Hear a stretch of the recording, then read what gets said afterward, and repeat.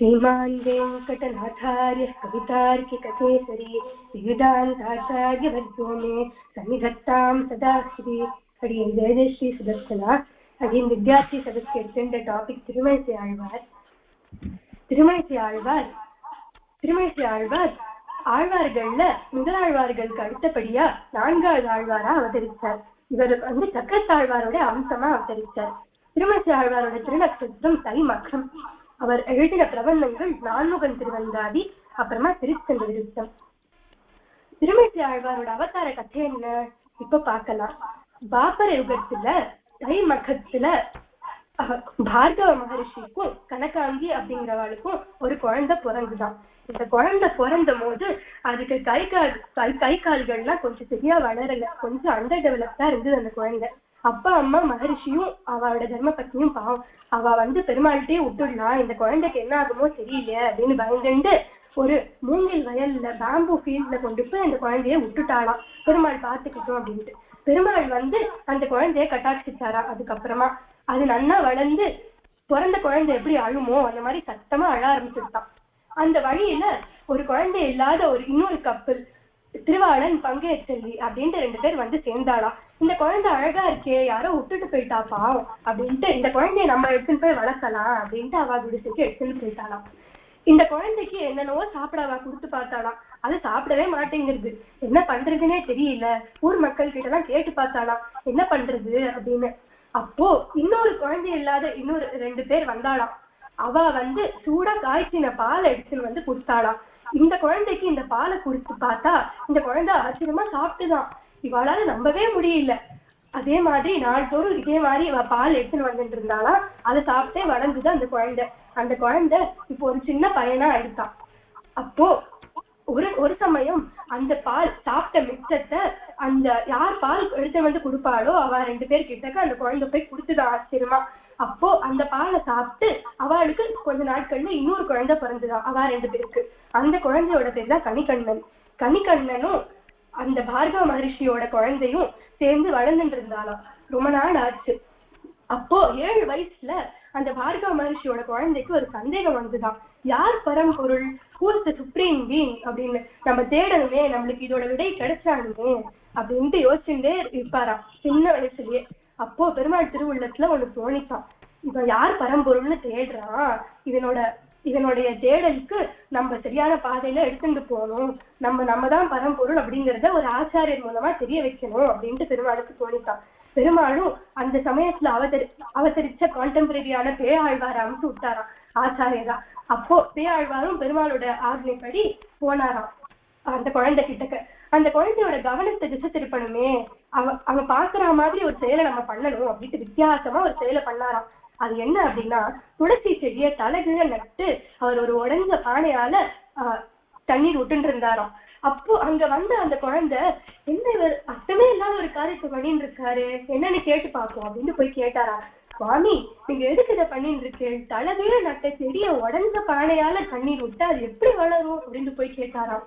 இதுப்பா நான் உனக்கு சொல்றேன், பெருமாள் ஸ்ரீமன் நாராயணனை தவிர அவர் கீழே இருக்கிறவாளெல்லாம் போய் வழிபட்டு அவளை போய் வழிபட்டு இருக்கிற மாதிரிதான் இது. நீ எப்படி ஒரு செடிக்கு தலைகீழ தண்ணி விட்டா அது வளராதோ, அதே மாதிரிதான் வேர்ல தானே தண்ணீர் விடணும், அப்போதானே அது வளரும். ஸ்ரீமன் நாராயணன் தானே எல்லாத்துக்கும் ரூட் காஸ், அவர் தானே இந்த உலகத்தையே படைச்சார், இந்த யூனிவர்ஸுக்கே காரணம் அவர் தான். அதனால நம்ம அவரை தான் ஆசிரியக்கணும், நம்ம அவர்கிட்டதான் சரணடையணும், அவர் தான் நம்மளுக்கு மோட்சம் கொடுப்பார் அப்படின்ட்டு போய் பேயாழ்வார் புரிய வச்சாராம் அந்த குழந்தைக்கு. அப்போ பேயாழ்வார் அந்த குழந்தைக்கு ஆச்சாரியரா ஆனார். பேயாழ்வாரே பஞ்சசம்ஸ்காரங்களை பண்ணி வச்சார் அந்த குழந்தைக்கு. திருமழிசை ஆழ்வார் அப்படிங்கிற திருநாமத்தையும் சூட்டினர்.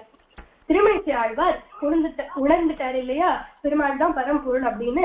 அவர் நிறைய பெருமாள் பக்தியில ஆழ்ந்து பாசுரங்கள் பாட ஆரம்பிச்சாராம். அவர் பாடிய 2 பிரபந்தங்கள் தான் நான்முகன் திருவந்தாதி, அப்புறம் திருச்செந்த விருத்தம். இப்போ நம்மளுக்கு கையில இருக்கிற 2 பிரபந்தங்கள் இதுதான். நிறைய பிரபந்தங்கள் எழுதியிருக்கார் போல் இருக்கு திருமழிசை ஆழ்வார், அதெல்லாம் அவரே ஒரு 6ல விட்டுட்டா மாதிரி உண்டு, கதை உண்டு. நான்முகன் திருவந்தாதி கடைசி பாசுரத்துல திருமழிசை ஆழ்வார் சாதிக்கிறார், இயறிந்தேன் ஈசற்கும் நான்முகற்கும் தெய்வம், இயறிந்தேன் எம்பெருமானும் நெய் அப்படின்றார். இனி அறிந்தேன், எனக்கு புரிஞ்சு போச்சு, நீதான் ஈசத்தும் நான்முகர்க்கும் தெய்வம், எல்லாருக்கும் தெய்வம் நீதான் பரம்பொருள், உன்னைதான் நாங்கெல்லாம் ஆசிரியிக்கணும், உன்கிட்டதான் பிரபத்தி பண்ணி நாங்கெல்லாம் உங்ககிட்டதான் பக்தி பண்ணணும், உனக்குதான் கைங்கரியங்கள் பண்ணணும் மோட்சத்தை அடைந்து அப்படின்னு திருமணி ஆழ்வார் எனக்கு புரிஞ்சு போச்சு அப்படின்னு சொல்றாராம்.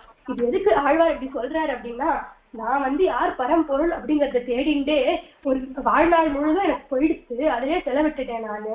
அதே மாதிரி நீங்கள்லாம் எப்படி பண்ணாதீங்கோ, ஆராய ஆரம்பிக்காதீங்கோ, வேற மதங்கள்ல பத்திலாம் யோசிக்க ஆரம்பிக்காதீங்கோ, நான் தான் பெருமாள் தான் பரம்பொருள் அப்படிங்கறத உணர்ந்து நீங்களா பெருமாளே வழிபடுங்கோ அப்படின்ட்டு ஆழ்வார் நம்மளுக்கு உணர்த்துறாராம். இது மூலியமா ஆழ்வாரோட சரித்திரத்துல இன்னொரு சுவாரஸ்யமான கதையும் ஒண்ணு உண்டு. ஆழ்வார் பெருமாள் தியானத்துல உட்கார்ந்துட்டு ஒரு துணியை தைச்சுட்டு இருந்தாராம். அப்போ பரமசிவனாரும் பார்வதியும் அந்த பக்கம் வந்தாளாம்.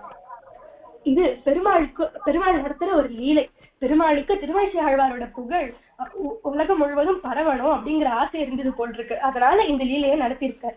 பரமசிவனார் கேட்டாராம் திருமழிசை ஆழ்வார் கிட்டக்க, உனக்கு ஒரு வரம் வேணுமா சொன்னா, நான் வரம் தரேன், என்ன வேணுமோ கேளு அப்படின்னு சொன்னாராம். அப்ப திருமழிசை ஆழ்வார் கேட்டாராம், வரமா, எனக்கு ஒண்ணு வேணுமே, உங்களால மோட்சம் தர முடியுமா அப்படின்னு கேட்டாராம். மோட்சமா, அதெல்லாம் என்னால தர முடியாது, ஸ்ரீமன் நாராயணன் தான் பரம்பொருள், அவனால மட்டும்தான் மோட்சம் தர முடியும், எனக்கு அந்த அதிகாரம் கிடையாது அப்படின்னு சொல்லிட்டாராம். சரி, உங்களால என்னோட மரணத்தை தள்ளி போட முடியுமா அப்படின்னு கேட்டா, அதுவும் என்னால முடியாது, அது ஒவ்வொருத்தரோட கர்மா படிதான் அவனோட வாழ்நாள் தீர்மானிக்கப்பட்டிருக்கு, அதுக்கும் என் மேல கண்ட்ரோல் கிடையாது என்கிட்ட அது மேல அப்படின்னு சொல்லிட்டாரு. சரி, உங்களால இந்த ஊசியில நூலியான உழைக்க முடியுமா அப்படின்னு கேட்டாராம். அப்போ பரமசிவனாருக்கு புரிஞ்சு போச்சு திருமழிசை ஆழ்வாரோட பெருமையை உணர்ந்து பெருமாளுக்கு மேல இவருக்கு எவ்வளவு பக்தி அப்படிங்கறத உணர்ந்து அவர் வாழ்த்துட்டு போனாராம். இன்னொரு மாதிரியும் இந்த கதையை சொல்லுவா. இந்த மாதிரி இவர் 3வது முறையா வர கேட்ட போது இந்த ஊசியில நூல் உழைக்க முடியுமா அப்படின்னு கேட்கும் போது பரமசிவனுக்கு கோவம் அவரோட 3வது கண்ணை திறந்து ஒரே வெப்பமா வந்துட்டான். அதுக்கு பதிலா திருமழிசை ஆழ்வாரும் அவரோட திருவடியில இருக்கிற 3வது கண்ணை திறந்து ஒரே வெப்பமா உலகம் முழுசும் வெப்பமா ஆயிடுச்சான். அதனால தாங்கவே முடியல யாராலையும். தேவாலும் பரமசிவனோட சேர்ந்து பெருமாளை போய் ஆசிரியிச்சாலாம். அப்ப பெருமாள் சொன்னார், நான் பிரளய மேகங்களை நான் அனுப்பிச்சு விடுறேன், அந்த மேகங்கள் மழை பொழியும், அது பொழிஞ்சா உலகம் ரொம்ப குளிர்ந்து போயிடும் பழைய மாதிரி அப்படின்ட்டு பெருமாள் ரொம்ப கருணையோட சொன்னாராம். அப்போ ஒரு சமயம் திருமழிசை ஆழ்வார் திருவெக்கால கணிக்கண்ணனோட வாழ்ந்து இருந்த போது நிறைய தியானம் பண்ணிட்டே இருப்பாராம். பெருமாளை தியானிச்சுட்டே இருப்பார் திருமழிசை ஆழ்வார். அப்போ ஒரு வயதான மூதாட்டி ஒருத்தர் அவ கைங்கரியங்கள் பண்ணிட்டே இருப்பாராம். திருமழிசை ஆழ்வாரோட ஆசிரமத்துல அது தொடச்சு பெருக்கி கோலம் போடுறது, விளக்கு ஏத்துறது, அந்த மாதிரி நிறைய கைங்கரியங்கள் தினந்தோறும் பண்ணிட்டு வந்தாலும் அவ. அப்போ திருமழிசை ஆழ்வார் திருவள்ளுவர் அவர் ஒரு ஆசீர்வாதமா ஒரு வரம் கொடுத்தாராம் அந்த மூதாட்டிக்கு. என்னன்னா, நீங்க இளமையோடய இருக்கணும், உங்களுக்கு இந்த வயதான இது போயிடணும், நீங்க இளமையா அழகா ஆயிடணும் அப்படின்ட்டு ஒரு ஆசீர்வாதத்தை பண்ணார். அப்போ அந்த நாட்டு ராஜா இந்த இளமையான பெண்மணியை பார்த்துட்டு கல்யாணம் பண்ணிக்கிறேன், வா நான் அவனை ராணி ஆக்கிடுறேன் அப்படின்ட்டு சொல்லி அழைச்சிட்டு போயிட்டாராம். இந்த பெண்மணி ராணி ஆயிட்டா. நிறைய வருஷங்கள் ஆச்சு. அந்த ராஜாவுக்கு வயசாயிண்டே போகுது, ஆனா ராணி மட்டும் இளமையாவே இருக்கா. அது எப்படி அப்படின்ட்டு ராஜாக்கு சந்தேகம் வந்தது. எனக்கும் உன்ன மாதிரி இளமையாவே இருக்கணும், யங்காவே இருக்கணும், உங்களோட ரகசியத்தை சொல்லு அப்படின்ட்டு கேட்டாரா ராணி கிட்ட. அப்ப ராணி சொன்னாலாம், இந்த மாதிரி ஒரு ஆழ்வார் இருக்கார், மகான் இருக்கார் நம்ம ஊர்ல திருவேற்கால, அவருக்கு நான் கைங்கரியங்கள் என்னால முடிஞ்சது பண்ணிட்டு வந்தேன், அதனால அவர் ஒரு ஆசீர்வாதம் பண்ணார், நான் இளமையாவே இருக்கணும் அப்படின்ட்டு, அதனாலதான் நான் இப்படி இருக்கேன் அப்படின்னு சொன்னாலாம். அப்போ அந்த ராஜாக்கும் ஆசை இருந்தது இல்லையா இளமையா இருக்கணும் அப்படின்ட்டு. அதனால அவர் கணிக்கண்ணனை வரவழைச்சு இந்த மாதிரி உங்களோட ஆழ்வார சபைக்கு கூட்டின்னு வாங்கோ, அப்போ அவரையும் எனக்கும் இந்த மாதிரி ஆசீர்வாதத்தை பண்ண வைங்கோ அப்படின்ட்டு சொல்லி ஆணையிட்டாரா கணிக்கண்ணன் கிட்ட. அப்ப கணிக்கண்ணன் சொன்னார், ஆழ்வார் சபைக்கெல்லாம் வரமாட்டார், அவர் பெருமாளை தவிர அவர் யாரையும் புகழவும் மாட்டார், இந்த மாதிரி சட்டுன ஆசீர்வாதம் கேட்டேன்னா அந்த மாதிரி அவருக்கு வரவும் வராது, அவர் பண்ண கைங்கரியத்தினால திருவள்ளுவர் அந்த மாதிரி ஒரு ஆசீர்வாதத்தை பண்ணிருக்காரு, அவர் இப்படி கேட்டதுதான் அவருக்கு எப்படி பண்ண முடியும் அப்படின்ட்டு கணிக்கண்ணன் மெதுவா சொன்னாராம். அப்ப ராஜாக்கு கோமா வந்துடுச்சு. அப்போ இந்த நாட்டை விட்டு நீ போயிடு அப்படின்ட்டு அமுச்சு விட்டாரா கணிக்கண்ணனை. இந்த மாதிரி நடந்தது அப்படின்ட்டு ஆச்சாரியர்கிட்ட சொல்றார் கணிக்கண்ணன். அப்போ திருமழிசை ஆழ்வார் சொல்றார், நீ இல்லாத ஊர்ல எனக்கு என்னப்பா வேலை, இந்த ஊர்ல எனக்கு உனக்கு இருக்க அனுமதி இல்லை அப்படின்னா நானும் உன்னோட கிளம்பிடுவேன். ஏன் பெருமாள் கூட நம்மளோட கிளம்பிடுவார் பாரு, திருவைக்கால படிச்சிருக்காரு இல்ல கிளம்பிச்சிருக்காரு இல்லையா பெருமாள் அப்படின்ட்டு அவரை எழுப்புறாராம். கனிகண்ணன் போகின்றான் காமர் பூங்கச்சி மணிவண்ணா, நீ கிடக்க வேண்டா துணிவுடைய தென்னா புலவனும் போகின்றேன், நீயும் உந்தன் பைனாகப்பாய் சுருட்டிக்கொள் அப்படின்னு, நீயும் பைனாகப்பாய சுருட்டின்னு என்னோட வந்துடுப்பா அப்படின்னு பெருமாளே அழைச்சிட்டு போயிடுறாராம். அப்போ இவ திருவைக்கால கொஞ்ச தூரம் ஒரு இடத்துல ஓரிட விடுக்கை அப்படிங்கிறதுல ஒரு ராசி தங்கினாலாம். அப்போ திருவைக்கால ஒரே இருள், மொத்தம் இருட்டாயிடுச்சான், வெளிச்சமே இல்ல திருவைக்கால. அப்போ ராஜா ரொம்ப பயந்து போயிட்டாராம். அச்சோ நம்ம தப்பு பண்ணிட்டோம் போல் இருக்கு, இப்பதான் ராஜாக்கு புரிஞ்சுது இந்த மாதிரி பாகவத் அபச்சாரம் பண்ணிட்டோம் போல் இருக்கு, நம்ம போய் மன்னிப்பு கேட்கணும் கனிகண்ணன் கிட்ட அப்படின்ட்டு போய் அந்த இடத்துக்கு போனாராம் ராஜா. கனிகண்ணிட்ட போய் மன்னிப்பு கேட்டார், இந்த மாதிரி நான் பண்ணது தப்பு, மன்னிச்சுடுங்கோ, திருப்பி ஊருக்கு வந்துடுங்கோ, பெருமாளே அழைச்சிட்டு வந்துடுங்கோ அப்படின்னு சொன்னாங்க. அப்ப கனிகண்ணன் சொன்னார், இல்ல நீங்க என்னோட ஆச்சாரியான திருமணிசை ஆழ்வார் கிட்டக்க முதல்ல கேட்கணும், அவர் சொன்னா நான் வரேன் அப்படின்னு சொன்னார். அப்ப திருமணிசை ஆழ்வார் கிட்டக்க கேட்டார் ராஜா. அப்ப திருமணிசை ஆழ்வார் சொன்னார், மன்னிப்பு கேட்ட உடனே சரி பரவாயில்லப்பா, என்னோட சிஷ்யனுக்கு ஊருக்கு திருமணம்னு ஆசை இருந்தது அப்படின்னா அவனோட நானும் நான் வந்துடுவேன், ஏன் பெருமாளுமே வந்துடுவாரு எங்களோட வந்தா மாதிரி திருப்பி வந்துடுவார் அப்படின்னு சொன்னாங்க. அப்ப கனிகண்ணன் போக்குழிந்தான் காமருக்கும் கச்சி மணிவண்ணா, நீ கிடக்க வேண்டும் அப்படின்னு சொல்லி நீ உந்தன் பைனாகப்பா ஈர்த்துக்கொள் அப்படின்ட்டாராம். அப்போ பக்தா சொன்ன மாதிரியே திருமணிசை ஆழ்வாரும் கனிகண்ணனும் சொன்னதையே கேட்ட பெருமாள், அவர் சொன்னதையே செஞ்சார் பெருமாள், அதனால சொன்ன வண்ணம் செய்த பெருமாள் சோக்தக்காரி அப்படின்னு பேர் வந்துதான் திருவைக்கா பெருமாளுக்கு. இன்னொரு சுவாரஸ்யமான ஒரு கதை உண்டு. இது என்ன அப்படின்னா, திருமணிசை ஆழ்வார் திருக்குடந்தை பெருமாளை மங்களாசாசனம் பண்றதுக்காக போயிட்டு இருந்தாரா. வர வழியில ஒரு இடத்துல அவர் தங்கினாரா, ஒரு குடிசை வாசல்ல தங்கிட்டு இருந்தார். அவர் ரெஸ்ட் எடுத்துட்டு இருந்தார் அந்த இடத்துல. அப்போ நிறைய பிராமணால அங்க வந்து வேதாத்தியனம் பண்ணிட்டு இருந்தாலாம். அப்போ இந்த வேதத்தை கேட்கறதுக்கு இந்த ஆழ்வாருக்கு அறிவத்தை இல்ல அப்படின்னு சொல்லி அவ நினைச்சிட்டு இருந்தா போட்டிருக்கு. அவ வந்து சரி இவர் கிளம்பட்டும் அப்புறம் நம்ம கண்டினியூ பண்ணிக்கலாம் அப்படின்ட்டு அவ வேதாத்தியனத்தை நிறுத்திட்டாளாம். அப்போ அப்புறம் சரி நம்ம கிளம்பலாம், ரெஸ்ட் எடுத்துட்டாச்சு அப்படின்ட்டு ஆழ்வார் கிளம்பிட்டாலாம் திருக்குடந்தை கோவிலுக்கு. அப்போ அந்த வேதாத்தியனம் பண்ணி இந்த பிராமணாளுக்கு எல்லாம் எங்க விட்டுட்டோம் அப்படிங்கிறது மறந்து போயிடுச்சு. அவளுக்கு என்ன பண்றதுன்னே தெரியல. அப்ப ஆழ்வார் கிளம்ப இருந்தவர் திரும்பி வந்து அவர் வந்து ஒரு பிளாக் கிரெயின் ஒரு கருப்பு அரிசிய தன்னோட நகங்களால அப்படி ஸ்பிளிட் பண்ணி காமிச்சாராம். அதுக்கு என்ன அர்த்தம் அப்படின்னு கேட்டா, அவ வேதாத்தியனம் பண்ணிட்டு இருந்தால அந்த அவ எந்த வேர்ட்ஸ்ல நிறுத்தினாலோ அந்த வேர்ட்ஸோட அர்த்தத்தை ஆழ்வார் அந்த மாதிரி டெமான்ஸ்ட்ரேட் பண்ணி காமிச்சாராம். அதோட அவ சொல்லியிருந்த அந்த வேர்ட்ஸோட அர்த்தம் என்ன அப்படின்னா, ஒரு பிளாக் கிரெயின் கருப்பு அரிசி வந்து நகத்தால ஸ்பிளிட் பண்ற மாதிரி அதுக்கு அர்த்தம் உண்டா. அதை பார்த்து இவளுக்குலாம் புரிஞ்சு போச்சு, ஆழ்வாரோட பெருமை எவ்வளோ நம்ம உணர்ந்தாம இப்படி அபச்சாரப்பட்டுட்டோமே அப்படின்னு சொல்லி அவ வந்து மன்னிப்பு கேட்டாளா ஆழ்வார் கிட்ட. ஆழ்வார் வந்து திருக்குடந்தை பெருமாளை மங்களாசாசனம் பண்றதுக்காக திருக்குடந்தை பெருமாள்கிட்ட போய் சேர்ந்தார். அப்போ பெருமாளை பார்த்து ஆழ்வார் யோசிச்சார், நீ சயனத்துல இருக்கியே, நீ இப்படி படுத்துட்டு இருக்க, உனக்கு ரொம்ப டயர்டா இருக்கோ, நடந்த கால்கள் நொந்தனவோ அப்படின்னு. ராமரா நீ நாட்டு முழுவதும் காலால சுத்திருக்கியே, அதனால உனக்கு கால்கள் வலிக்கிறதா, அதனாலதான் நீ இப்படி சோர்ந்து போய் படுத்துட்டு இருக்கியா அப்படின்னு கேட்டாராம். சரிங்க ஞானம் ஏனமாய் இடந்த மெய் குலுங்கவோ அப்படின்னு கேட்டாராம். நீ வந்து வராக அவதாரம் பண்ணும் போது பூமி தேவிய நீ போரா எடுத்துட்டு வந்தியே, பூமி தேவியை காப்பாத்தின்னு வந்தியே, அதனால அந்த அவதாரத்தினால உனக்கு ரொம்ப சோர்வா இருக்கா, அதனாலதான் இப்படி படுத்துட்டு இருக்கியா, எனக்காக எழுந்து வந்து என்னோட பேசு அப்படின்றதான் ஆழ்வார். அப்ப பெருமாள் அப்படியே அர்ச்சையில இருந்து எழுந்துக்க ஆரம்பிக்கிறாராம். அதை பார்த்து ஆழ்வார், வாழி கேசனே, அச்சோ நீ இவ்வளவு நான் சொல்றதை கேட்ப, நான் அதே பார்க்கலையே, அப்படி கருணை இருக்கா உனக்கு அப்படின்னு ரொம்ப ஆச்சரியமா ஆழ்வார் சொன்னாராம். அப்போ ஆழ்வாருக்கு மனித பிரான் அப்படிங்கிற பேரு வந்தது. ஆழ்வாரே அந்த இடத்துல ஆணையிடுறாரு பெருமாள் திருக்குடந்தை ஆழ்வான் அப்படிங்கிற பேரை அந்த இடத்துல சூட்டின்றாராம். நான் தான் ஆழ்வான்.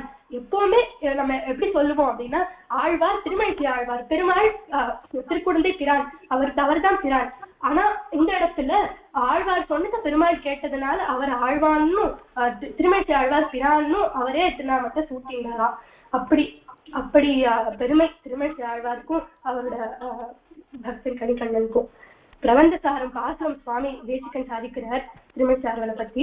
தைமகத்தில் வரும் மைசைப்பரனே மற்ற சமயங்கள் பல தெரிந்து மாயோனல்லால் தெய்வம் மற்றில்லை என உரைத்த வேதச் செழும் பொருள் நான்முகன் 96 பாட்டும் மிகுத்த திருச்சந்த விருத்த பாடல் விளங்கிய 120 தப்பாமல் மெய்யே வையகத்தில் மறவாமல் உரைத்து வாழும் வகை அடியேனுக்கருள் செய் மகிழ்ந்து நீயே.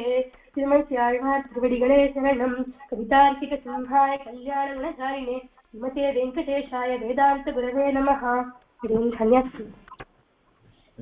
அமிர்தா ரொம்ப நல்லா இருந்தது. வேகமா இருந்தாலும் பிரசன்டேஷன் கிளாரிட்டி குறையாம இருந்தது, நல்லா இருந்தது. ஒரே ஒரு கேள்வி, இவர் இந்த ஆழ்வார் சாட்சிருக்க 2 ஸ்ரீசூக்தியில எது முதல்ல சாட்சியர், எது 2வது சாட்சியர்?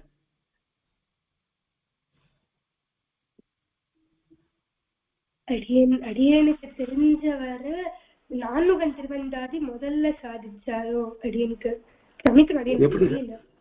எப்படி எப்படி சொல்லு லாஜிக் கரெக்ட், ஆன்சர் கரெக்ட். பாசுரத்துல எப்படி இருக்கு ஆர்டர்? அப்படிதானே இருக்கு. பிரபன்சார பாசுரத்திலயும் அதே மாதிரிதான் சாதிச்சாரு. எல்லா பாசுரத்திலுமே எந்த ஆர்டர்ல சாட்சிருக்கிறோம் அந்த ஆர்டர்ல தான் அந்த ஆழ்வார் எழுதியிருக்காங்க. திருப்பாவை முதல்ல, அப்புறம் நாச்சியார் திருமொழி. இதுல ஒரே ஒரு சந்தேகம் என்ன வரும்னா, முன்னுரைச்ச பின்னுரைச்சான்னு நம்மாழ்வார் பாசுரத்துல மட்டும்தான் சாட்சிருக்காரு. பிரபந்த சாரத்துல முன்னுரைத்த திருவிருத்தம் பின்னுரைத்த அந்த முன்னுரைத்த பின்னுரைச்சன்றதான் எல்லா பாசுரத்திலையும் அன்வயிச்சுக்கணும். அதனால எல்லா ஆழ்வார் பாசுரத்திலையும் இந்த முன்னுரைத்த பின்னுரைத்தன்னு சொல்லாட்டாலும் அவர் எந்த ஆர்டர்ல பிரபந்த சாரத்துல சாட்சிருக்காரோ அதே ஆர்டர்ல தான் சாட்சியம் அவன் எழுதினதும். சரி, அப்ப யதோக்தகாரி சந்நிதி சேவிச்சிருக்கிய? இல்லையா? சரி, அவசியம் சேவிக்க வேண்டியது. அங்க 2 வித்தியாசம் அந்த திவ்யதேசத்துல. பெருமாள் திருவடி, அதாவது ரிவர்ஸ்ல சயின்ஸ் இருப்பாரா பெருமாள், அது ஒண்ணு. இன்னொன்னு என்னன்னா, எத்தனையோ ஆண்டாள் திருமேனி இருக்கு. அதுல அந்த திவ்யதேசத்துல திருமேனி ரொம்ப விலட்சணமா இருக்கு. ரொம்ப உயரமா, ஏறக்குறைய 5.5-6 அடி. ஆக்சுவலா பார்த்தா விபவத்து திருமேனி மாதிரி இருக்கும் ஆண்டாளுடைய திருமேனி அந்த திவ்யதேசத்துல.